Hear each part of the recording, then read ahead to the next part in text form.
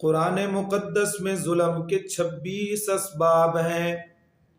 پہلا سبب شرک کرنا، سورۃ البقرہ آیت نمبر 54، رب العالمین فرماتے ہیں وَإِذْ قَالَ مُوسَىٰ لِقَوْمِهِ، اور جب فرمایا حضرت موسیٰ علیہ السلام نے اپنی قوم سے، یا قوم انکم ظلمتم انفسکم باتخاذکم العجل، اے میری قوم بے شک تم نے ظلم کیا اپنے آپ پر، باتخاذکم العجل یہ کہ بنا لیا تم نے بچھڑے کو معبود۔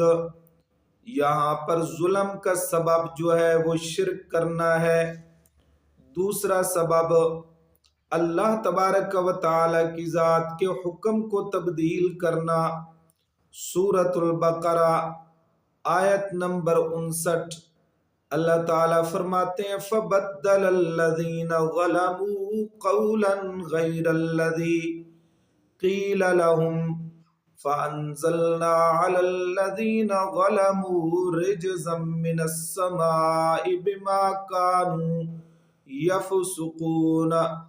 اب اس آیت کریمہ میں ظلم کا سبب جو ہے وہ اللہ تبارک و تعالی کی ذات کے حکم کو تبدیل کرنا ہے۔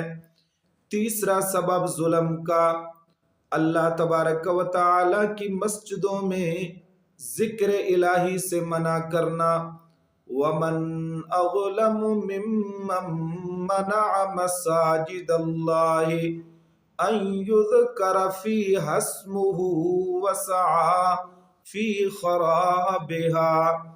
تو اب اس آیت کریمہ میں ظلم کا سبب جو ہے وہ اللہ تبارک و تعالی کی ذات کی مساجد میں ذکر الہی سے منع کرنا ہے۔ چوتھا سبب ظلم